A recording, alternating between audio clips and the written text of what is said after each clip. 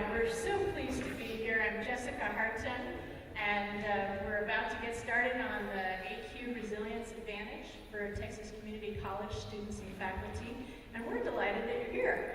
I will probably, as I mentioned, not hold immune the folks in the back from being part of the discussion. Richard and I are very much looking forward to not only talking with you about what we've been doing, but also hearing from you about ideas that you would like to share about building resilience. So I've been working for the last 15 years in supporting mission-driven leaders with professional development tools. It's my company's mission is to find the best professional development I can lay my hands on and put it to work for people who are making a difference in the world. And you all qualify, I want to say that.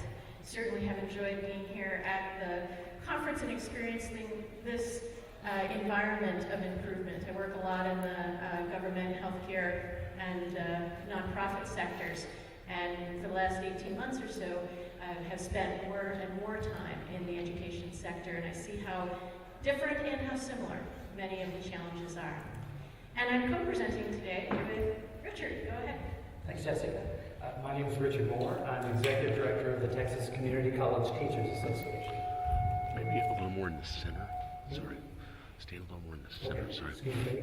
You told me I need to stay somewhere in the middle of the room.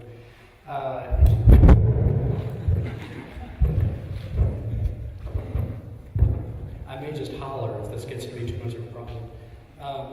Our organization, if you're not familiar with us, I see some familiar faces here, but if you're not familiar with us, TCCTA is an organization that's been around a long time, since 1947, and we do professional development, policy work, and legal services for about 6,000 faculty and administrators at all the junior colleges in Texas. We've been very involved in this for a long time, and the student success movement, from our perspective, really began when our members started noticing soon after 2000 that we were seeing a new type of student come in our doors. There's an initiative in Texas called Closing the Gaps, which is designed to increase access, among other things, to higher education. And it was bringing in underrepresented populations in our doors, and our schools were saying we need to find new ways to address this new population of student. So we began working on this and finding out what are the challenges that we're facing. And resilience, getting students engaged in their success, became a pivotal part of that. So what we want to talk with you about today are a few things. And you can see them up here. We want to talk about the connection between resilience and student success, why that is so important to the work that we're doing. We also want to talk about taking an expansive view of this, of doing this intentionally and as part of a program. We're working on it at the state level, where colleges, all 50 districts in Texas, to see this as a priority and to engage in building resilience in their students and also in their institutions. And then talk about some ways to implement this and approaches that can be most effective for you. So what we'd like to do, I'm going to talk in just a moment about the approach that we've been taking to it, and then Jessica will be talking with you about how their particular approach works and why it makes such a big difference. Terrific. Welcome. On up. Close. So we mentioned the adversity quotient. And I want to mention that as we talk about the adversity quotient, the first thing we're going to discuss is your relationship with adversity. There is a continuum of relationship with adversity. And we heard yesterday from Angel. Isn't that amazing, his story about how he not only overcame, but truly influenced others and became strengthened by the challenges that he faced. Well, I'm going to use this adversity continuum as a way of showing you the different levels of how people could respond to adversity. So you may have noticed some of your students may respond to adversity by avoiding that adversity. You know, it's kind of like they're pretending it's not happening. That's not a strategy that generally works out very well, but it is a strategy we see frequently, isn't it? So when folks are avoiding adversity, it's the quintessential, sticking your fingers in your ears and going, nah, nah, nah. But I guess what it really shows up like for students, and in fact, talk with you about a student named Angela. And Angela went to community college after graduating from a very small high school. And she was pretty shy. She was a decent student, and she had this idea that by going to community college, it would help her in creating her own business someday. But when she got there, it was pretty overwhelming. It was big. There were a lot of different students, and it was confusing about what it was she was supposed to do.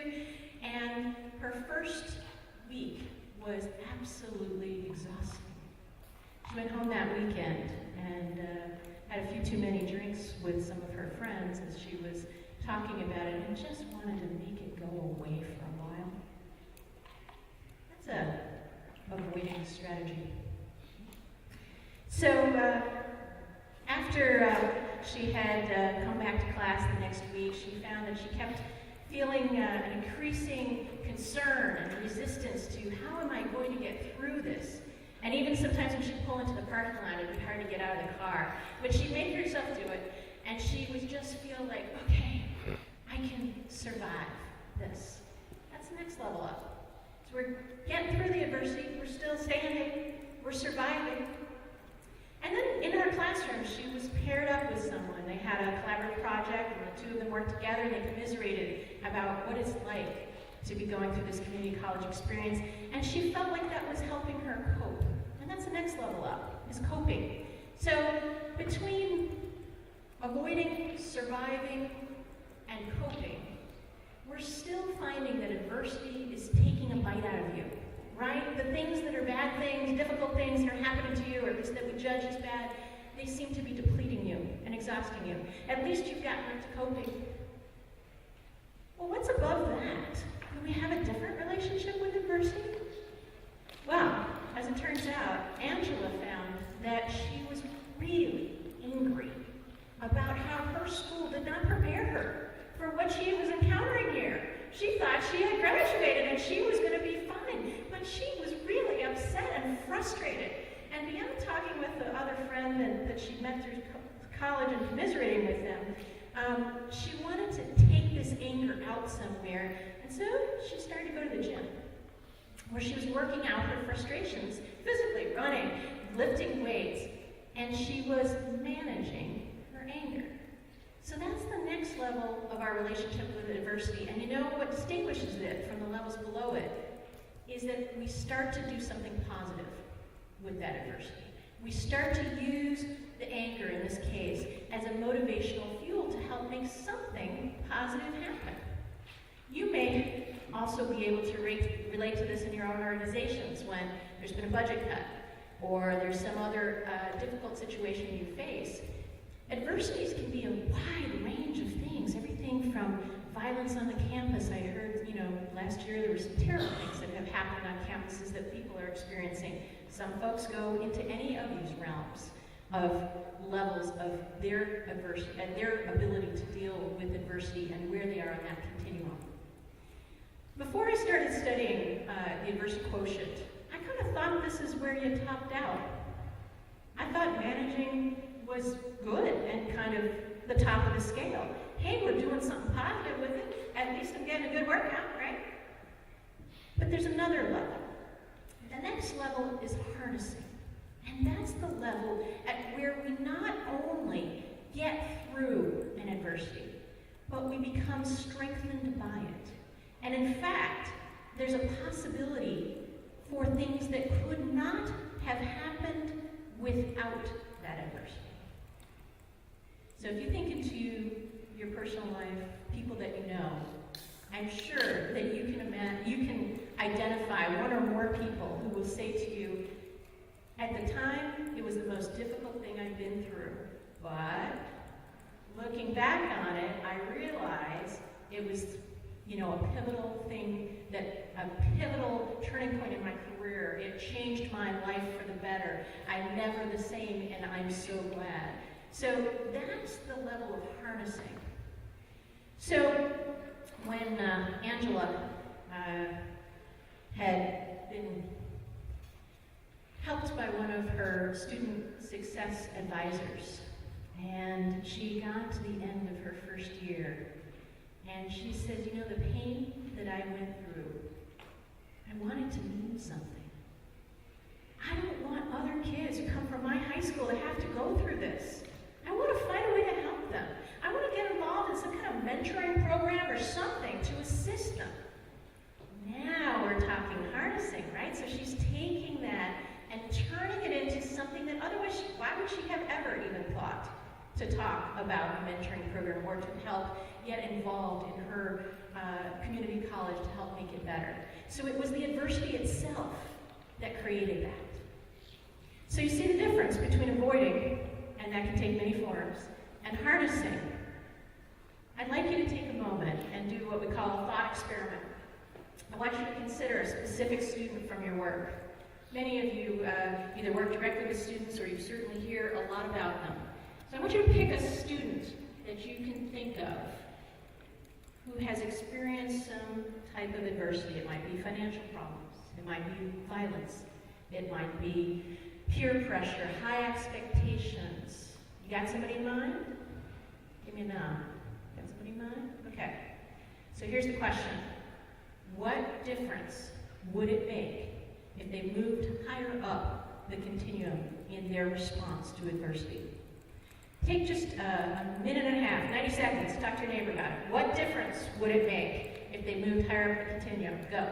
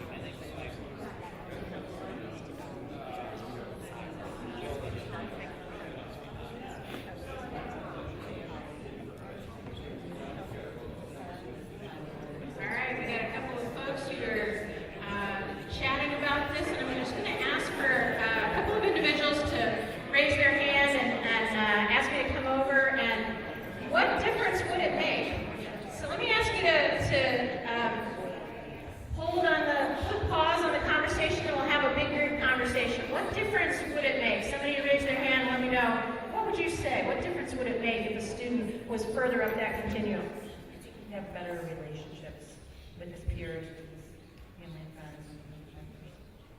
You are so right. Improved relationships. What else? Yes. Increase in self-confidence by the student himself. Increase in self-confidence by the student themselves. Absolutely. Yeah.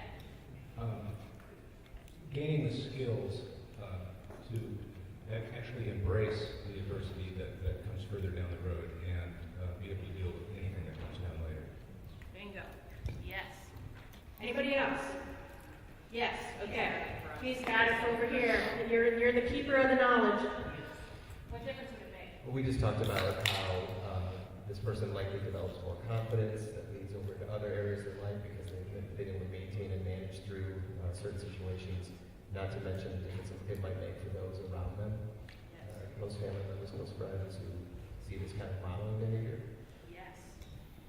So true. And I think we've all been fascinated by some of the research on the social media about how those around us and those that we socialize with influence us tremendously. So as you move up this continuum, there is a tremendous number of advantages that come your way. And as my friend military would say, you have a target-rich environment for this. You have many adversities feeding the opportunity for you and your students to rise. And as we do as human beings, it's not just in this industry or just in this field, but certainly there's a high concentration, and it's something that we've been talking and hearing a lot about at this conference. So I would like to share with you the briefest of videos. This is, how many of you have read Harry Potter or know people who have read Harry Potter? Okay, so you probably know who this is. This is J.K. Rowling. And J.K. Rowling is a single mother in Britain. And she's describing what that experience is like. But this is her speaking about that at a Harvard commencement in 2008. So she has just finished talking about how those students sitting in the audience who have become graduates of Harvard are perhaps thinking about, have sometimes had a fear of failure. And she's talking about how sometimes she thinks, maybe they're not that acquainted with failure, because their version of failure sometimes may be other people's versions of success. So she has a lot of different ways of sort of looking at and starting to talk about the benefits of failure.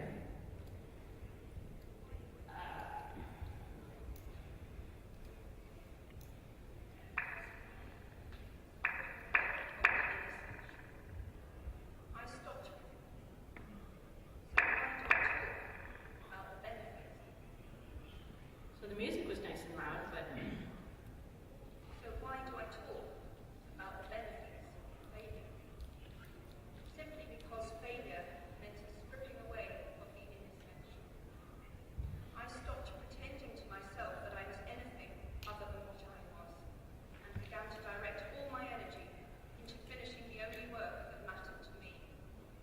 Had I really succeeded at anything else, I might never have found the determination to succeed in the one arena where I believed I truly belonged.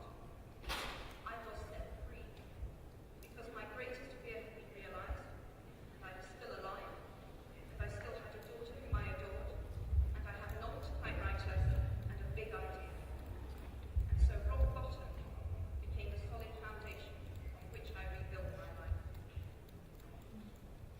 So she said, rock bottom became the solid foundation on which I rebuilt my life. So I think I'll stop there, turn back to Richard. Thanks, Jessica. It's a very powerful statement from this author about her experience and the role that failure played in her life. It's something I think all of us are afraid of. And it's interesting at this conference where all the focus is on success, right, and how to avoid failure. This session is really to talk for just a moment about the value of failure. What happens, what do you do when it happens? Not if, but when it happens.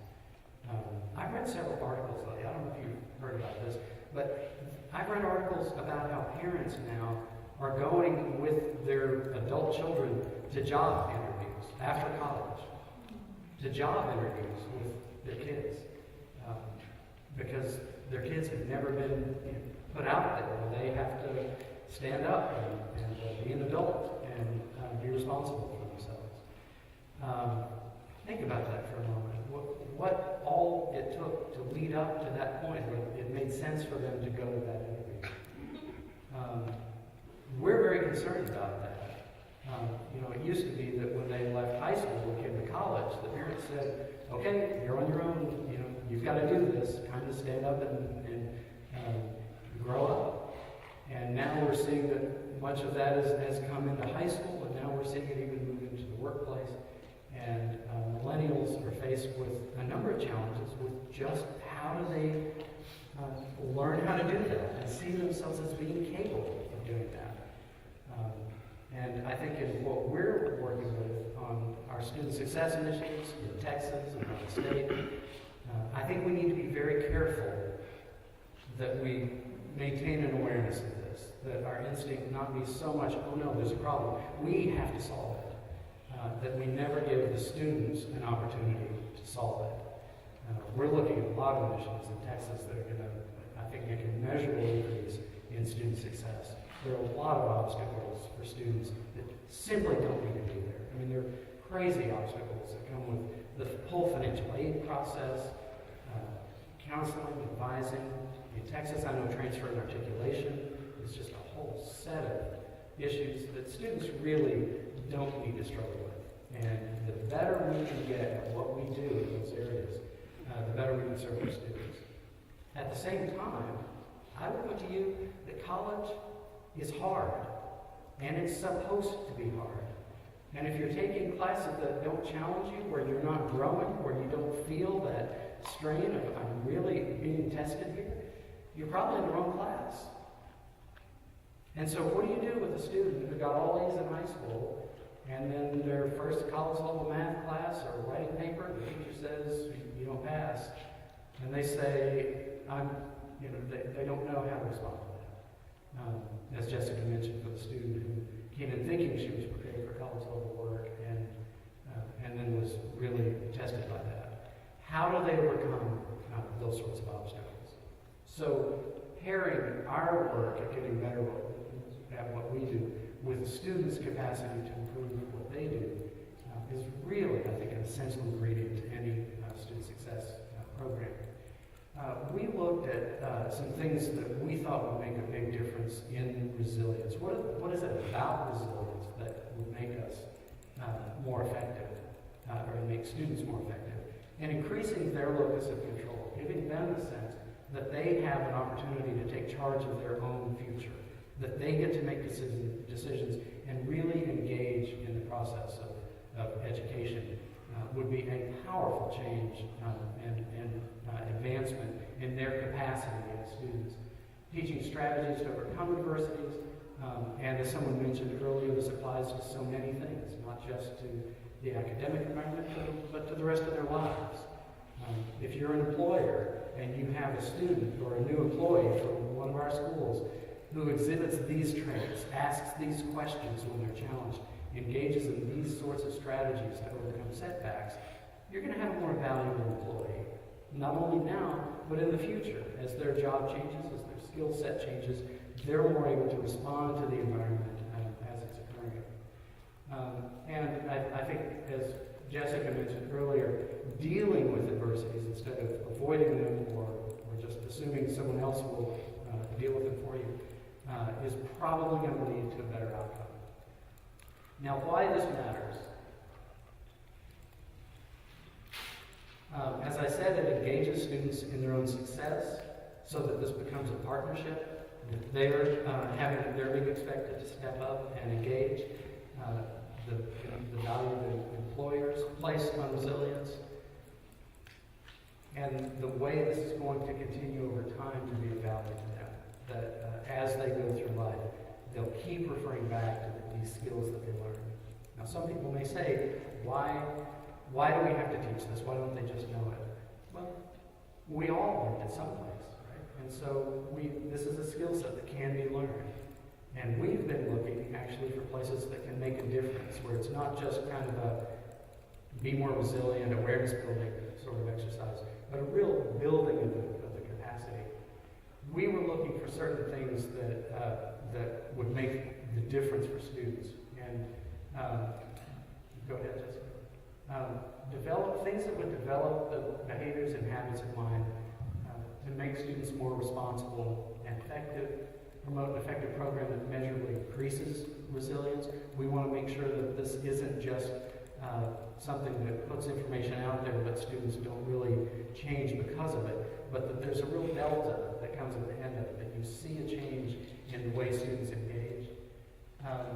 And that we're monitoring the effectiveness of our own programs to make sure that we're seeing the changes that are attributable to this program. So as we look around, we wanted to make sure that these sorts of programs, that the student success programs that we're engaging in are things that genuinely increase student engagement, that are increasing their capacity, what they're actually learning in class, that we're maintaining the standards of our programs, and that they equip our students to navigate a very daunting and sometimes confusing education environment, and that it's developing the skills to overcome challenges. Also, and this may be true with what you find in your state, but in Texas, we've seen some challenges that faculty have faced. And where do we come into the student success discussion? And you may find at your institution that faculty sometimes hold back and they don't quite step up and engage in it. Maybe they do at your college, but at some schools, the faculty just don't know where to start. And this gives them a place where they can get involved in a meaningful way that can actually change outcomes for students. I was thinking, Richard, about the role that you play in the Texas Communities Teachers College Association and helping faculty members come together and learn from each other to even learn those types of strategies. And that's a very specific role that you play that's, I think, really important in this convening. Yeah, we do that. We do a number of events during the year, and this has been an important part of what we've been talking about, is how to engage with students when they have a setback. What do you say? How do you have that conversation? How do you bring a student into it so that you're helping the student and the student is also helping themselves? We've been talking with Peak Learning, which has developed a curriculum to measurably increase resilience. They've been engaged in a lot of corporate environments as well as higher education environments, and they document in their work the results that they get, and they demonstrate that not only do students go through the program, that yes, they completed it, but that over time the effects of that training persist, and they respond differently to challenges and more effectively to challenges for having gone through the program. Institutions are also engaging in a resilience exercise. This is something that's come out of a number of conversations I've had with colleagues around the state, is that we're facing our own resilience exercise right now. We are under expectations we've never been under before, dealing with student populations that are less prepared than the more traditional students we had a long time ago. And how are we going to rise to the challenge that policymakers are presenting to us, that funders, that our communities, that our students are presenting to us? It may be tempting to avoid that challenge, but we can't. Whether you're the president of the college, an administrator, a faculty member, a staff member, a counselor, a librarian, everyone is engaged in stepping up and meeting these new challenges that we're facing. And what I think is interesting is that when we look back 5 years from now, certainly 10 years from now, on this time in our careers, it would be nice if we could look back and say, we rose to this moment, that we ourselves were resilient as individuals, as institutions, that we were engaged in the challenges that we're facing right now, and that our students who are watching us as we do this could learn something from the way we respond. If we responded to these challenges the way we hope our students respond to theirs, this is something we can do, but it's something we have to do intentionally on purpose, and realize that our whole effort here is to improve our students' performance, how they engage in the challenges that they face.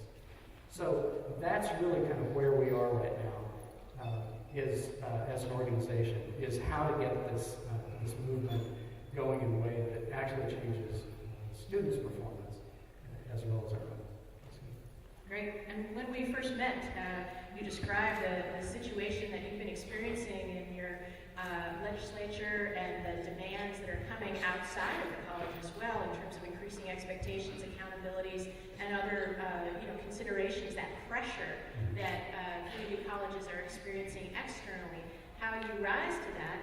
This is actually the collaboration and the investigation of how adversity quotient could be applied to community colleges and to students is actually a harnessing of that adversity. That's exactly the approach that Richard took. Go ahead. So, in your work with students, have you heard this? In the face of something bad, this is going to be forever. This is awful. and it's going to undermine everything I do. My life is over. You know, you hear that dramatization of anything that happens, whether it's a bad grade or, you know, a friend who dropped out or something else. It's just the catastrophizing is the word that we use. Do you hear that sometimes? Do you hear this sometimes? You know, this is this temporary setback, and I can learn from it. And I think, you know, I'm just going to keep pursuing this, and I'm going to make it through. And in fact, I'll probably be better on the other side. Do you hear that sometimes? Not as often. It's rare. It's rare. It happens. We hear that from students like Angel, right? What if you could measure this? What if you could train this? You can. So resilience can be strengthened and developed. This is exactly what we're talking about, is the difference between how people respond in the face of adversity. And what we have found, and actually it was fairly shocking to me, is that resilience and the adversity quotient undergirds other desirable mindsets. We think we should be positive, we should have a good attitude, we should be innovative, we should be creative. Actually, yeah, but all those things presuppose that you have a foundation of dealing with difficult situations in a way that lets you harness them. That's exactly what creativity is you're thinking, how could I use this? What ways could I move this forward? So the basic research, and there's a lot of research. We're talking 1,500 studies over the course of 25 years. A lot of research about, and there's intersections with the various different scientific disciplines, neuroscience, neuroplasticity, as well as socioimmunology, and a variety of other disciplines are converging on these theories. They're happening, and new papers are being published regularly. But what they're finding, if I'm just to go through in the very briefest of essence of what's going on here in the science that's influencing this, is that first of all, how we respond to adversity, that sense of continuum, like where you're on the continuum, that is based on our hardwired, meaning patterns that are wired into our brain that happen when usually we're a young person, and they're transparent to us. It's kind of like the, older fish who swims by the younger fish and says, "Hey boys, how's the water?" Swims along, and one of the younger fish says to the other fish, "It's water." Because, they can't see it. They're swimming in it all the time. So your adversity quotient profile, your hardwired patterns are like that. They're a filter, a lens through which you see everything. You don't even know that they're there. They're somewhat transparent. So we're often poor judges of these patterns. And yet, they can be measured. And even better, they can be improved. This was big news to me. I came across this material and the work of Dr. Paul Stoltz about 5 years ago. And a lot of things have really developed for me in my interest since then, and particularly in regards to this idea that these patterns can be rewired and improved. And I'll tell you, it's been a personal journey as well as a professional journey. I can see it, I can feel it in my life and the way we respond, because what gets fired, meaning the way in which your brain is operating, gets wired, right? And so if I spend my day in response to adversity avoiding a coping or surviving, I tend to hardwire those patterns. So doing anything else is really hard. Now, can you rebuild that? Yes. And it's possible also, as the gentleman in the back mentioned, that by connecting with others who are operating on a higher plane, you too start to build your adversity quotient. But we have a more direct way of going about it. Now, the adversity quotient, through this research, has been found to drive a wide range of factors, not only academic performance, but first of all, workplace performance, learning, resilience, grit, innovation comes from harnessing, right? Because you're taking that adversity, you're taking that problem and thinking, how could I work this? What would be possible now because this problem exists? I come from Boulder, Colorado. You may have seen recently some of the natural disasters that we have been through, particularly the flooding. It was very apparent as we talked with our neighbors, as we worked with communities, the level of adversity quotient and the difference that made in people's lives and homes in terms of how they responded to the flooding and, of course, what they did with it afterwards. It also relates to folks' optimism, particularly strong in relation to retention. If you're apt to disengage when you experience problems, avoid them, cope them, survive them, how long do you want to stay in that job? Not so long. But it's not really the job, is it? It's actually the person who's choosing to deal with it that way.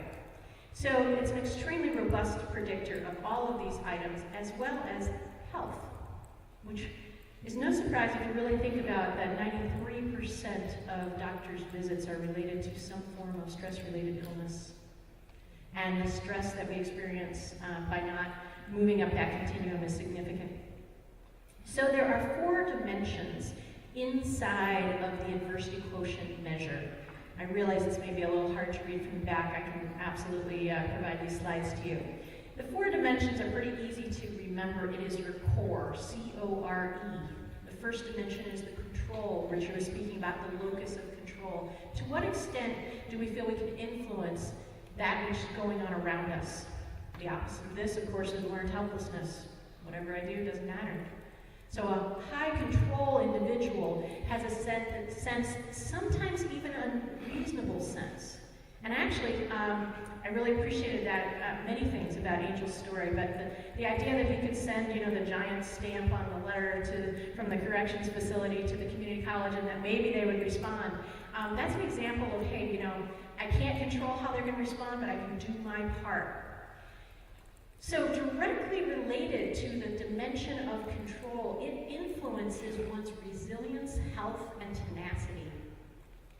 So you can imagine if you have a sense of control and ability to influence, you're not going to rest until you find a way to solve that problem. So, of course, in varying degrees, we measure each of these dimensions which comprise the adversity quotient profile. The second one is ownership. C-O-R-E. So O for ownership. This directly relates to what extent am I going to step up to make the situation better. I was in a conference room just like this, one of these doors in between the rooms, and right in front of the door was a table with a container of pens on it. In the middle of the lecture, someone opened the door, so of course what happened, the table fell over and all the pens spewed over. There were about 5 folks in the audience who, by the time the table hit the ground, were up out of their seats over there taking care of it. That's high ownership. Directly relates to accountability in an organization, responsibility, and engagement. Reach. Reach is the 3rd dimension. And it's to what extent does this adversity, does this challenge bleed into other areas of my life? So for instance, if you have a 5-year-old at home and they're having a temper tantrum in the morning on your way to work, to what extent do you carry that with you? To what extent do you catastrophize when an event comes into your world? Or what about the other side? What about the upside? So someone who has high dimension on the reach is able to contain an adversity and minimize its impact and look for an upside. I love training on this because people are so good at negative fantasizing and calling it reality. And I think we would all benefit from a little more upside fantasizing. Instead of the devil's advocate, can we have an angel's advocate who looks for what could go right? So building our internal wiring so that we start to look at that naturally, reflexively. That's what we're talking about when we're talking about hardwiring. We're talking about so that when there's no difference between when the adversity strikes and our response, that we have hardwired our ability to look for an upside. Finally, the 4th dimension is endurance. And that is not how much you can endure. It's how quickly you can get through it, right? And so endurance particularly relates to hope and optimism and perseverance. Because if we feel that there's possibility of getting to the other side, that gives us hope. It also allows us to continue to give that spurt of energy. So these 4 dimensions combined comprise the adversity quotient. And what we found about the adversity quotient over the 25 years of research and many, many studies is that it is a valid gauge of response to adversity. When I first took the assessment, I had to think, is this really measuring my response to adversity? It's a behavioral-based assessment.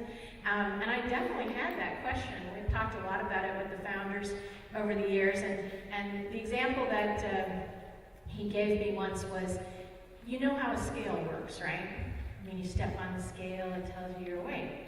Well, if you lean on a chair while you step on the scale, does it still tell you your weight? Yes, but it's not accurate. Does that mean the scale is not accurate? And I was like, no, the scale's actually accurate. I'm the one who's messing with it. Right. The gauge, the adversity quotient gauge, is tremendously accurate and tremendously highly correlated with all of those things I mentioned, including the health factors. And it has been repeated in numerous countries as well as multiple studies in the US. There's also strong evidence correlating AQ with GPA. Now, why would that be? Why would your grade point average correlate with your adversity quotient? What do you think? Anybody? You have control. You have a greater sense of control? Exactly, your ability to persist through a class, to learn from your mistakes. So you're moving up that continuum. So of course it has a relationship with your GPA. Exactly. So strengthening those 4 pivotal dimensions leads to increased grit, which is the passion and the perseverance combined, because we use the adversities as our motivational fuel. Instead of it taking a bite out of us, we're using it to feed our passion and our motivation. Programs aimed at teaching resilience, and particularly with this evidence-based approach, have proven highly effective in improving academic performance. Well, it sounds like exactly the thing the folks in Texas were looking for. So that is the basis of our collaboration. So if you wanted to do a program like this, this is the elements of it that we've been looking into is the AQ assessment, which is the initial gauge. It gives you a score. It's a numeric score on each of those dimensions as well as the total. That is a report that the student can access as well as the faculty member. There is resilience training, an online program. I'll give you a couple screenshots in a minute that shows how that resilience training program is delivered. That online training program also contains what we call video coaching. So depending on the student's level of resilience in their score, they receive different types of coaching through the program. Of course, we see a strong need in this for faculty training. Yesterday, I spent some time talking about reducing burnout amongst community college administrators and faculty. And of course, these same principles apply.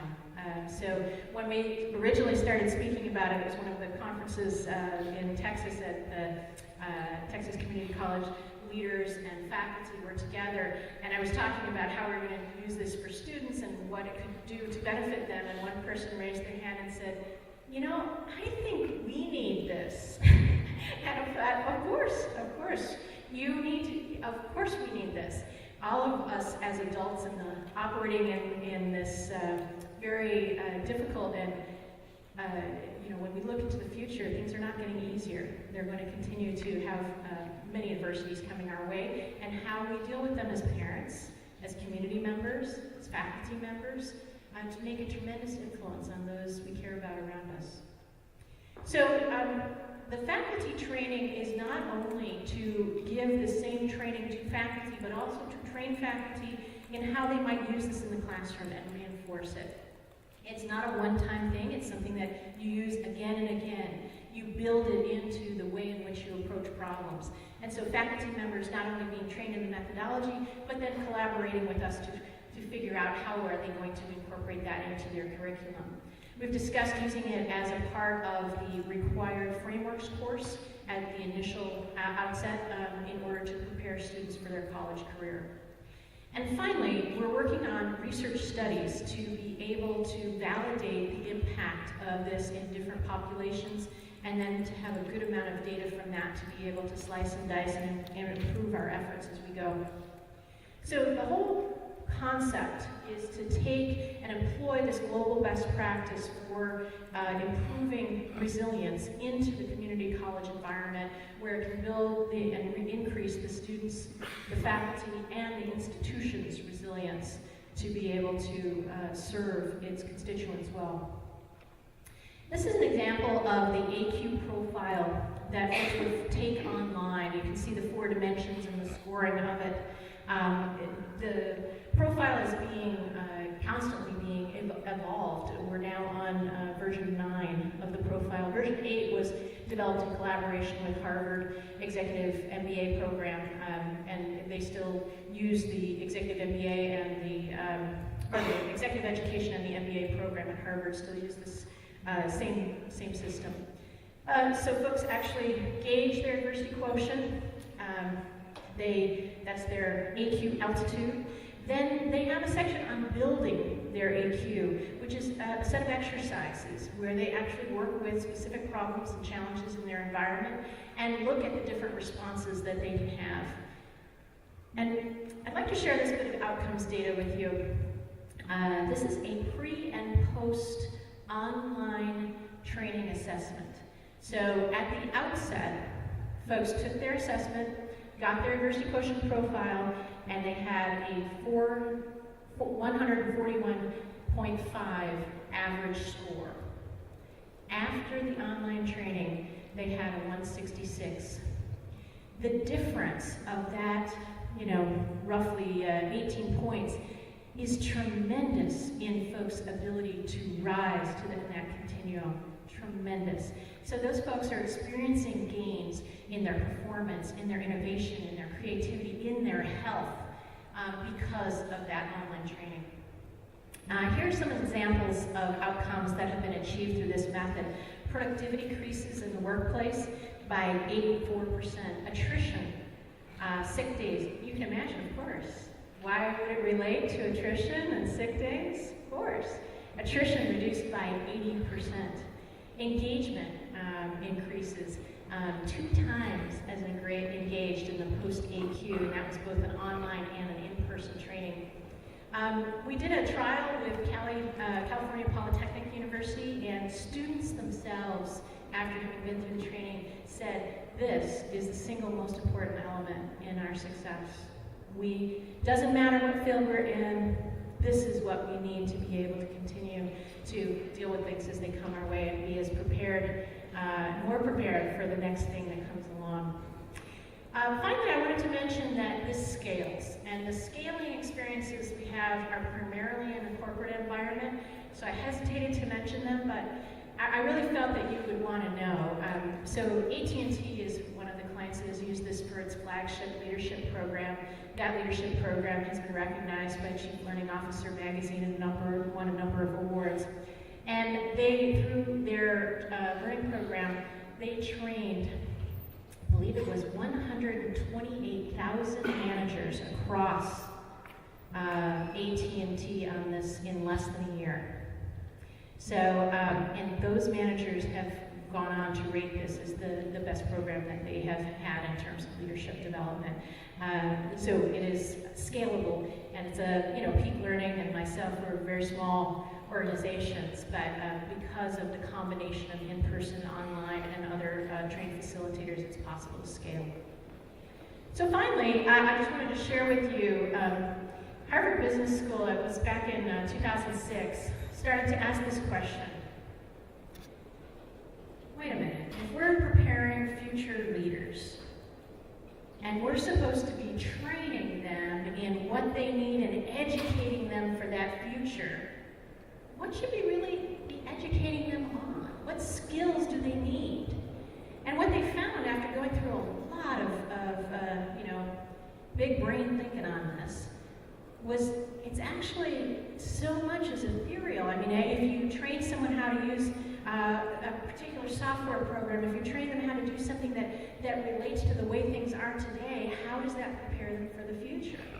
And so they concluded that the thing that they needed to prepare people for was that constant churn of change and challenge, because we don't know what the future's going to hold, but we know it's going to have problems, and we know there are going to be adversities and challenge. So they felt that resilience was the key to undergird the positive characteristics for future leaders. And then they did a global search. Where is it that one gets trained in resilience? How do you get that? Is there anybody that has any evidence that shows that you can actually develop resilience and track measurable, permanent progress? And that's when they approached Peak Learning and they developed this collaboration that has continued since. How many of you are familiar with Duckworth? Angela Duckworth and her research on grit. Actually, next month, Dr. Paul Stoltz and Dr. Duckworth are meeting at West Point to discuss how the grit scale and the adversity quotient profile together might evolve into the next generation. So they're talking about the next generation of tools that incorporate some of the insights that have been learned about grit. They're really on parallel tracks, and it's very exciting to see them coming together and collaborating. Currently, a number of organizations have adopted and are using adversity quotient as a part of their executive training and leadership development programs. And you know, I'm very pleased that we're able to constantly evolve, that Richard and I have been discussing the needs to continue to evolve this so that it really feels and looks like community college students need it to be. Right now they're using a tool that, you know, wasn't developed specifically for them, it was developed for other contexts, and they're getting a tremendous amount out of it. But wouldn't it be awesome to have some, you know, student profiles like Angels and other students who are sharing, like some of those ones we saw in the video, actual community college students sharing their experience about what resilience and their approach to resilience, how that changed their mindset and therefore changed the outcomes they were experiencing. So we plan to continue to evolve this to include additional aspect like that. In just a moment, I would like to ask you some thoughts about this, because certainly, you know, we're not interested in designing it all in a vacuum. We want to discuss with you what questions this brings up for you, what considerations, and also, because this is a hot topic in an emerging field, you know, what areas are you working on in terms of combining resilience inside of your student success efforts? So I would love to open it up. Questions for either Richard or I, and anyone else who would like to make a comment. Yes, absolutely. Richard, I'm from TJC. Yes. How's this affecting us? What are you doing? What exactly is the cooperative that TCCTA is doing in the individual colleges within Texas? Okay, great question. Gentleman here from Texas State Technical College. I'm sorry, Tyler Junior College. I thought I heard a C in there. In Northeast Texas, one of the schools we work with, and he's asking how we're engaging this program statewide. First, I'd say there are two primary initiatives we've identified where faculty can get meaningfully involved in the student success movement. One is this, and the other is the Pathways project that's coming out of the CCRC to help make the whole student environment, or the whole higher education environment, more coherent, navigable for students, and eliminating a lot of the obstacles. And this is the other. And so we're working closely with Educate Texas and Texas Completes, which are the two entities gathering much of the student success efforts around the state to implement this through their organizations. So we're talking with those member colleges now about developing this. It's not limited, obviously, to the colleges participating in those, but that's kind of the place to start. Which colleges are starting? I knew you were going to ask that. Let's see. He asked which colleges we have. Lone Star College, north of Houston, Austin Community College, Odessa College, I believe San Jacinto College, Alamo in San Antonio, and I believe Dallas. So those are the schools that are gathering together to say, how can we take all of these disparate initiatives that are going on? I've heard a lot of talk at this conference about how do you take student success initiatives and embed them in the organization. So it's not something somebody down the hall is working on because they got a grant to do it. It's something we're doing as an institution. And so that's what they're doing, saying, how can we statewide create an integrated approach to student success. So these are two elements that we're looking at that we believe can make an enormous difference. And in talking to leaders from those institutions, they share our views on this. The other thing is we've been talking with Paul Stoltz and with Jessica about taking their product, which, just by the way, is very expensive in the corporate environment, and making it affordable in our environment. So we've developed in Texas a pricing model to make it very doable for our students. So, yeah, talk about that if you're interested. I was thrilled to find out that something like Geek Learning's tools exist, but as you said, I can't have it. I came here today hoping I would get some ideas about how I could teach resilience in my classroom. Can you point us to some resources that would help us while we're waiting to afford you? Absolutely, and certainly the core dimensions, the CORE, is probably the fundamental part of adversity quotient. And I really, there's a lot of stuff out there on resilience. Of course, I spend a lot of time looking at what else is out there. And you can look at a lot of anecdotal things. I would recommend considering reading the books Dr. Stoltz has written. One is called The Adversity Advantage. That was co-written with Eric Weinmeier, who is the climber, who is also blind. And so it was actually Dr. Stoltz's wife who said, you want to look at a poster child for someone who knows how to respond to adversity effectively, go talk to Eric Weinmeier. And so he did, and they ended up building this book. So there's The Adversity Quotient at Work, and is the second book that you might want to look at, and The Adversity Advantage. There's also another book, Bring Your Mindset to Work, and that is particularly related to stuff that would be useful for folks in applying for jobs. There's currently a book underway that will be coming out about using the adversity quotient profile in relation to supporting folks getting through and graduating.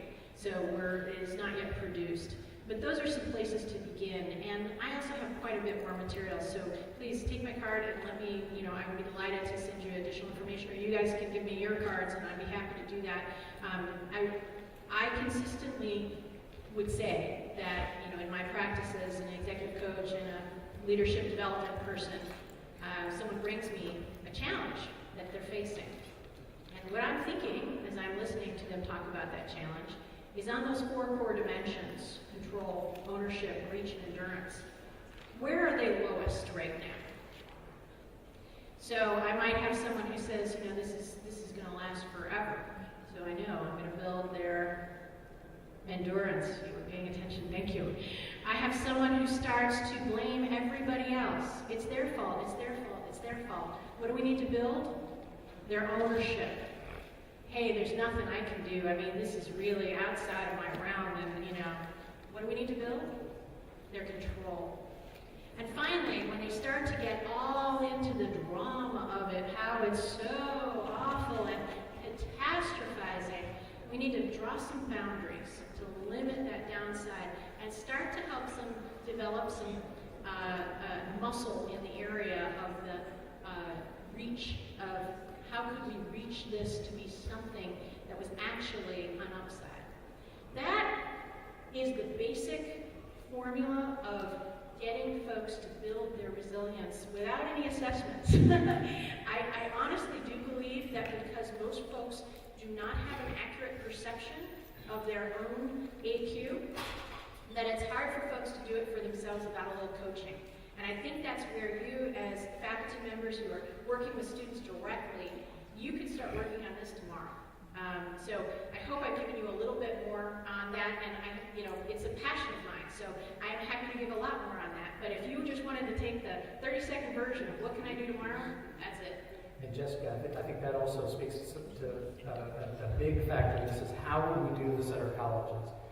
Because it's one thing to have the little thumbnail, and in fact, they have a little card with those 4 elements on it, so it's ready at hand when you need it. But it takes repetition, it takes practice, it takes application. We're really seeing this embedded in a learning frameworks course where you can go through a curriculum and really unpack what's involved and get in some real life situations. But we think it's equally important that after that course is through, you take that at the beginning of school, the next semester and the next 2 years, if the faculty at the college are familiar with this, and then a student says, my car broke down, or my kid got sick, or I didn't do well on the test, or I have some sort of challenge, that the faculty can say, well, did you ask these questions? Are you approaching it this way? And can appeal back to the information the students learned before. Then they're having it reinforced in real life situations, because that's really where it gets hardwired in, is when they remember later, oh, that's right, this is the question to ask. What have I done about this? I am maybe seeing this as lasting longer than it has to. And so you're bringing them back to some very basic questions. But when you're hardwired one way, it takes some effort to rewire and unlearn the old habits. So making it part of the institution. The other piece of it too, I think, and Jessica mentioned this earlier, is that the faculty, as they are exposed to this and they're thinking this way, we are all in environments of rapid change right now. And how do faculty, how do administrators deal with this overwhelming change that's coming at us in a way that gives us the feeling that we can keep our feet under this. This is something we can do. We can engage in it constructively. We don't have to run away from it. We don't have to be afraid of it. This is something we're up to. And so this is something that I think benefits everybody that would be involved with it at the institution. Yeah, I think it's one of the lessons learned for me as I went through this process is being as, unfamiliar with the community college environment. I didn't understand how much departments didn't talk to each other. So when you talk to someone in student success, well, that's different than the person who's over here and doing this, which is different from the person, and none of them are knowing what they're doing with each other. I mean, none of them have those bridges of communication, at least in a couple of instances where I encountered. And I think that part of that process of adopting AQ will also be a cultural shift for the organization in a very positive way, helping them to work through the barriers and that they encounter administratively and bureaucratically as you work together. I've heard a number of good sessions here at the conference about strategies that folks are using to redesign their organizations, and using this as sort of a turbo boost underneath those types of initiatives, because what is it that gets in the way? Well, it's the barriers, the problems, the challenges that come your way, and how you respond to them determines, and frequently the success of the effort. So we've definitely found that it needs to be a wider range of folks in the institution who are involved in it, because when I go to my admissions counselor and they're demonstrating low AQ behavior, what message does that send me about this college experience? Or if I go to this admissions counselor and they're helping using those same tools and questions and guiding me in a way that helps build my resilience, it really reinforces the program and, as we talked about, the neural wiring of the brain advancement. What other comments or questions do folks have about what we've shared, or ideas about your own work on this area of resilience? Can I ask another one? Absolutely. Does it usually work best to, you zero in on the one where they're having the most trouble? Do you drill at that one for a long time, or do you sort of keep them all even and sort of spiral through the four? So do you use each of them or focus on only one? What I tend to find is that when there is a single one that's really standing out, I will spend more time with that.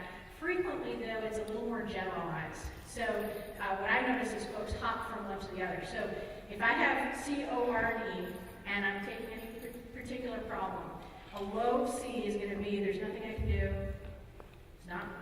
It's not, it's outside of my control. It must be somebody else's fault. I'm going to blame it over there. It's terrible. It's awful. It's absolutely permanently damaging me, and it's going to last for forever. So that's what that sounds like.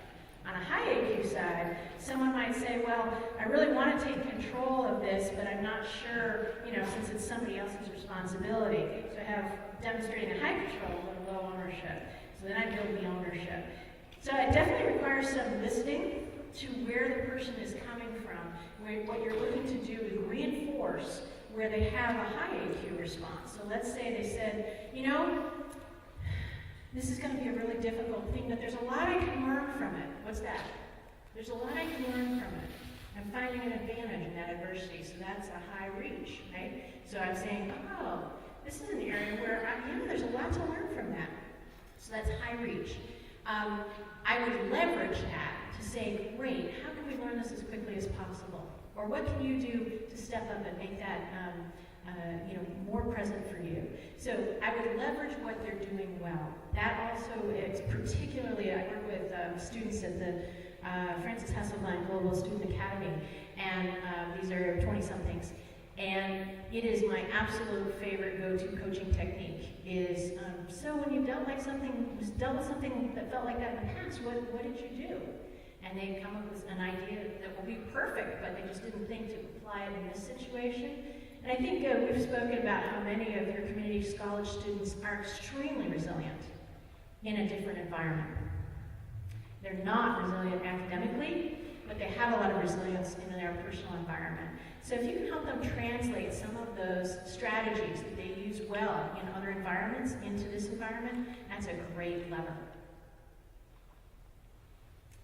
Other comments, questions? Yes? So I'm looking on your website, Yes. and I'm not really seeing anything that speaks directly to higher education or to education, or what kind of programs you're doing with other programs you're doing with education, or what. Right.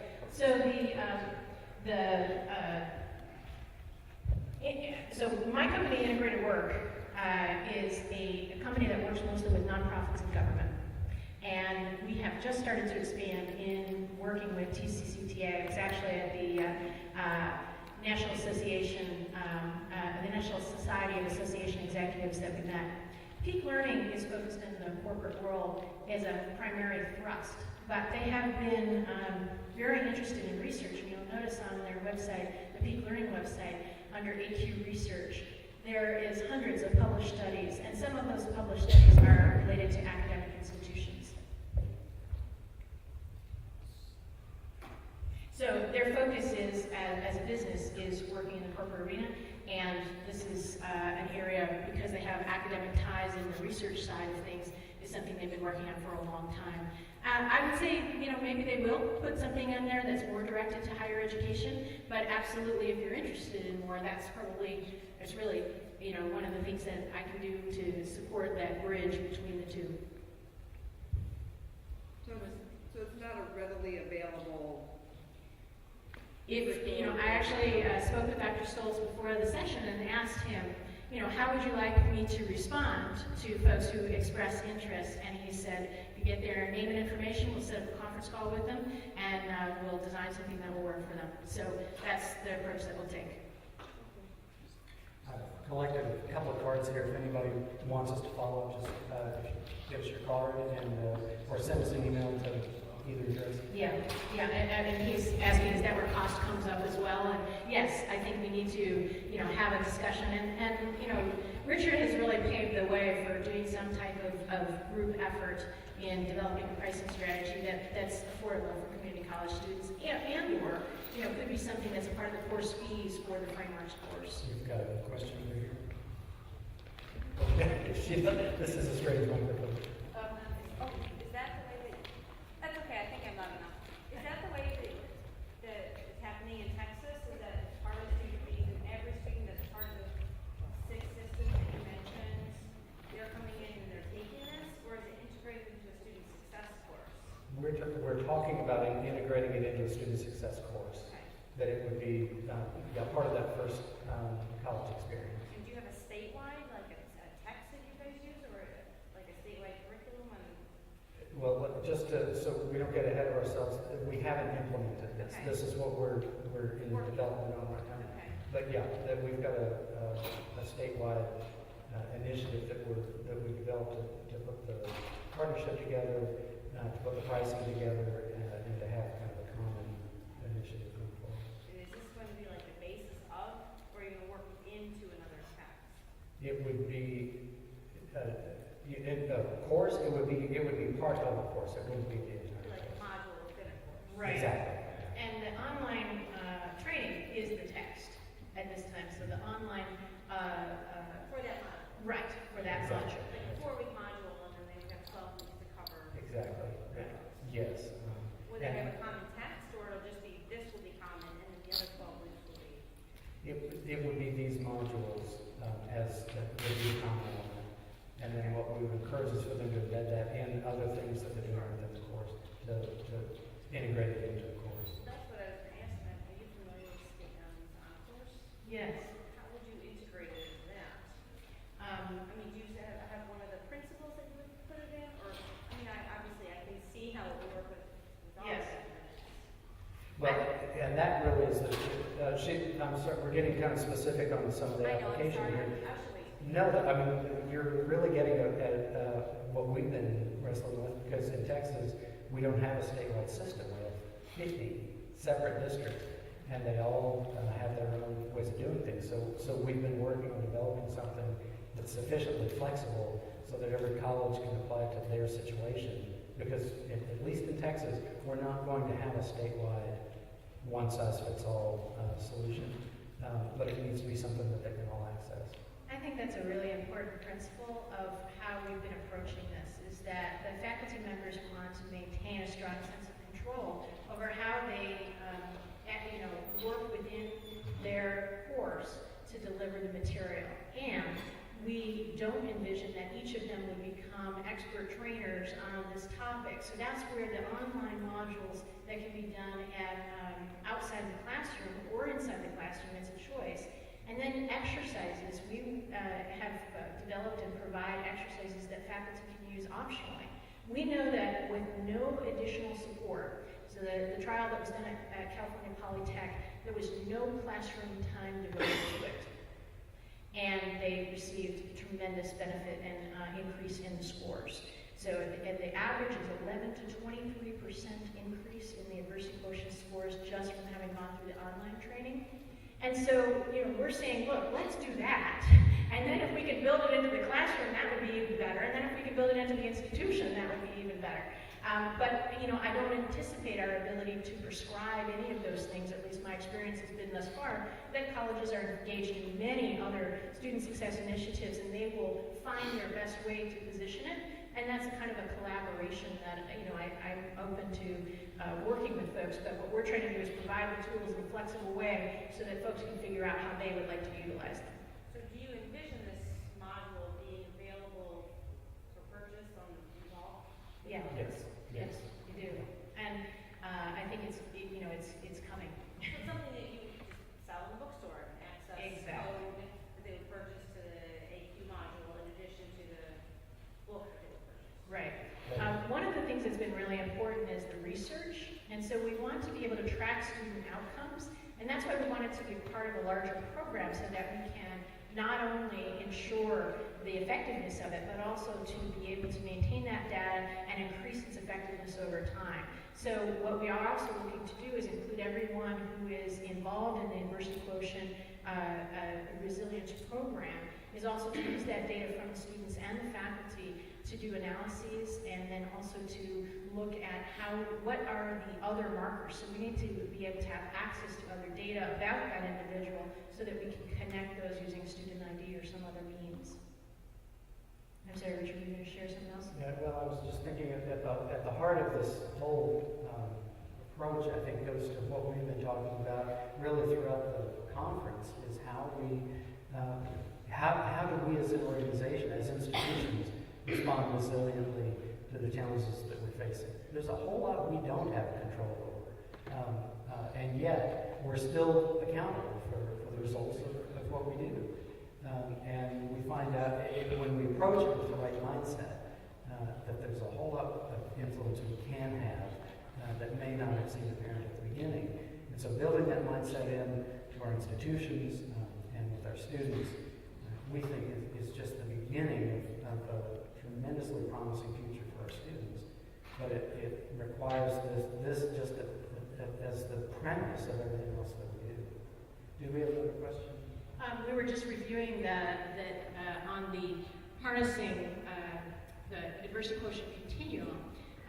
She very astutely caught that there were percentages. And when we do that training, what we do is we ask folks, out of all the adversities that you experience in a given day or week, what percentage are you avoiding? What percentage are you coping?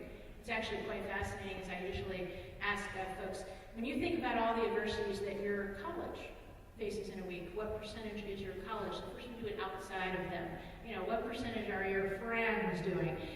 And then we ask people to look at themselves. And what we find is that in general, across lots of different folks, that the harnessing percentages, not surprisingly, are very small. I had one person who said to me, well, I think we harness 90% of our adversities. And she got turned on by the rest of the folks in the group who said, we do not. There's no way we do that. So I think it depends on your standards for harnessing, perhaps. But when I am indicating harnessing, what I'm suggesting is that you're taking that adversity and not just getting through it, but finding some way to use it. And that could be anything. I was shopping recently, and they had an open parking space right near the front, which was kind of exciting. I'm like, oh yeah, I scored, right? So I park in there, and I'm getting ready to get out. This is about 4 o'clock in the afternoon, and had an early morning, so I was leaving early to get a few groceries before I headed home. And I realized as I'm getting out of my car, I forgot my wallet.